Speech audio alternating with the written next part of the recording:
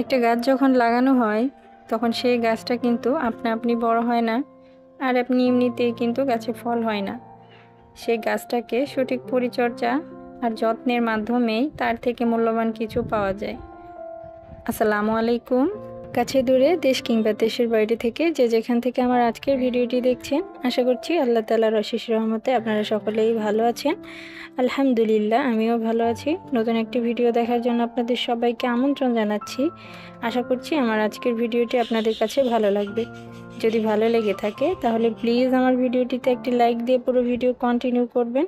আপনার একটা লাইক আমার ভিডিওটিকে আর অনেকের কাছে পৌঁছে দিতে সাহায্য করবে।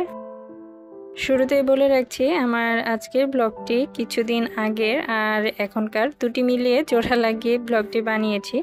আশা করছি আমার আপুরা কষ্ট করে একটু দেখে নেবে। তো প্রতিদিন সকালে যেই সব কাজ থাকে সেই সব কাজ শেষ করে তারপরে অফ ক্যামেরায় রান্নাঘরের যে জিনিসপত্র ছিল তার কিছু কিছু পরিষ্কার করে মুছে নিয়েছি।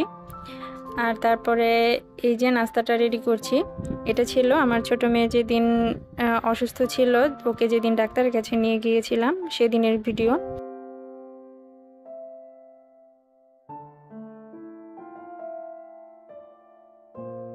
তো শুরুতেই আজকে চা বসিয়ে দিয়েছি আর আমার বড় মেয়ের পছন্দের নাস্তা রেডি করছি। আমি এখানে দুটো ডিম নিয়েছি আর একটু চিনি নিয়েছি আর স্বাদ মতো লবণ দিয়ে একটু দুধ দিয়ে মিশিয়ে নিয়ে একে একে রুটিগুলো ভেজে নেব। এই নাস্তাটা খেতে আমার বড় মেয়ে খুবই পছন্দ করে, আর যদি তার সাথে একটু টমেটো সস দেওয়া যায় তাহলে তো আর কোনো কথাই নেই, খুব মনোযোগ দিয়ে খাবে এই খাবারটা।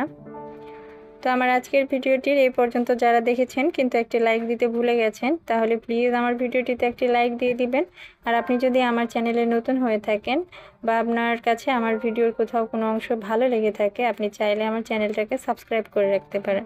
সাবস্ক্রাইব করে পাশে থাকা বেল বাটনের অল অপশনটিতে প্রেস করে রাখতে পারেন, এতে আমি নতুন কোনো ভিডিও দেওয়ার সাথে সাথে আপনার কাছে পৌঁছে যাবে। আর আপনি যদি ফেসবুক থেকে আমার ভিডিওটি দেখে থাকেন, আপনি চাইলে আমার পেজটাকে ফলো দিয়ে রাখতে পারেন। আর আপনি যদি কাজটি করে থেকে থাকেন, আপনাকে অসংখ্য ধন্যবাদ।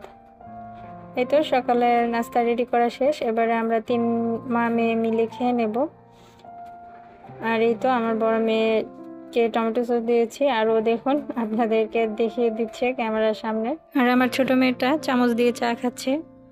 আর আমি চা খুব বেশি গরম চা খেতে পারি না, চাটাকে একটু ঠান্ডা হতে দিয়েছি। আর এই তো আমিও নাস্তাটা করে নিচ্ছি। ইউটিউবের জগতে এসে একটা জিনিস খুব ভালোভাবে উপলব্ধি করতে পেরেছি, এখানে কাজ করতে হলে অনেকটা ধৈর্য থাকতে হবে আর পরিশ্রমও করতে হবে। আমরা যারা কন্টেন্ট ক্রিয়েটর আছি তাদের কাছে এই চ্যানেলটা শখের হলেও এটা একটা কিন্তু গাছের মতো। একটা গাছ লাগানোর পর সেই গাছটাকে যেমন পানি দিতে হয়, সার দিতে হয়, আগাছা পরিষ্কার করতে হয়, তবেই কিন্তু গাছটি সঠিকভাবে বেড়ে ওঠে আর পরিণত বয়সে তার থেকে মূল্যবান কিছু আমরা পেয়ে থাকি।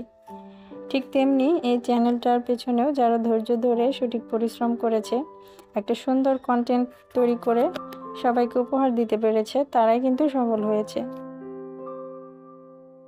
তবে এর সাথে কিন্তু তকদিরের বিষয়টাও জড়িত আছে। তকদির বাদ দিলে তো আর চলবে না, পরিশ্রম তো সবাই করে থাকে। কেউ অল্প দিনেই সফল হয়, আবার কেউ অনেক দিন হলেও পারে না। তো যাই হোক না কেন, পরিশ্রম আমরা করেই যাব। দেখা যাক আল্লাহ তাআলা আমাদের ভাগ্যে কি লিখে রেখেছে। তো এবার ভিডিও ভিত্তিক কথা বলি। সকালে নাস্তাটা তো করে নিয়েছি, নাস্তা করার পরে আমি মশলার বাটিটা পরিষ্কার করে রেখেছিলাম। এরপরে সেখানে আমি হলুদের গুঁড়ো, মরিচের গুঁড়ো সব কিছু তুলে নিলাম। তুলে নেওয়ার পরে এই তো দুপুরে রান্নাটাও বসিয়ে দিয়েছি। লাল শাক ভাজি করেছি আর এই তো ডাল বসিয়েছি, ডালটাকেও রান্না করে নিয়েছি। নেওয়ার পরে এখন শুধু করলা ভাজি করব।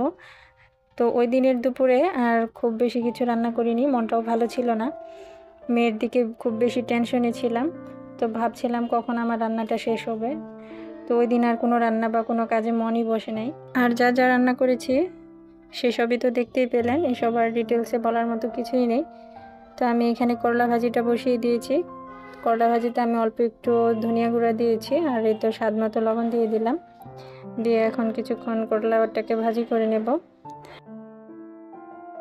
আমার মেয়ের অসুস্থতার জন্য বেশ কিছুদিন ভিডিও না দেওয়ার কারণে আমার চ্যানেলের উপরে একটু খারাপ প্রভাব পড়েছে।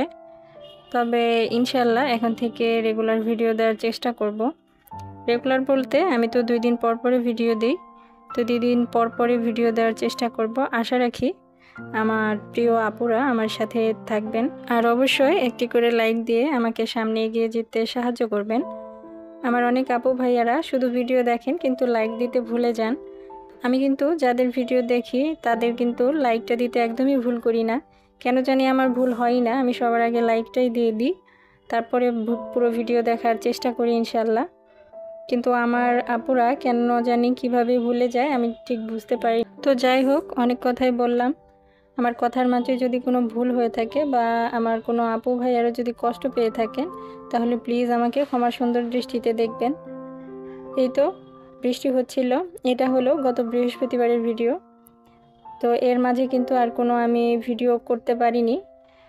তো বৃহস্পতিবারের দিন খুব বৃষ্টি আমাদের দিকে, তো বৃষ্টিতে বসে বসে কিছুক্ষণ বৃষ্টি দেখছিলাম, আর এদিকে আমি আর আমার বড় মেয়েটা মিলে কিছু কাঁচা বাদাম ছিলে নিলাম। বাদামগুলোর খোসা ছাড়িয়ে নিয়ে আমি বাদামগুলো একটু ভেজে নেব। বাদামগুলো দিয়ে আমি পুষ্টিগুণে ভরপুর নিউট্রেলা বানাবো। বাদামগুলো অনেক দিন থেকেই ঘরে আছে, তো ভাবলাম যে শুধু শুধু নষ্ট করে লাভ কি, বাদামটাকে কাজে লাগিয়ে বাচ্চাদেরকেও নাস্তা হিসেবে দিতে পারবো আর আমিও খেতে পারবো।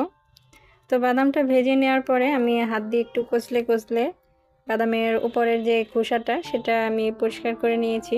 নেওয়ার পরে এই তো ব্লেন্ডার জারে আমি দিয়ে কিছুক্ষণ ব্লেন্ড করে নিয়েছি। বাদামগুলো একেবারে মিহি দানা হয়ে গেছে, তো ওই পর্যায়ে আমি একটু তেল দিয়ে দিলাম। তেলটা দেওয়ার পরে আরও কিছুক্ষণ ব্লেন্ড করে নেব। আমি এখানে প্রায় 2 চামচের মতো সয়াবিন তেল দিয়েছি। তো ব্লেন্ড করে নেওয়ার পরে এখানে আমি আগে থেকে চিনি গুঁড়ো করে রেখেছিলাম, তো পরিমাণ মতো আমি চিনিটা দিয়ে দিব, গুঁড়ো করা চিনিটা দেওয়ার পরে আরও কিছুক্ষণ মিশিয়ে নেব।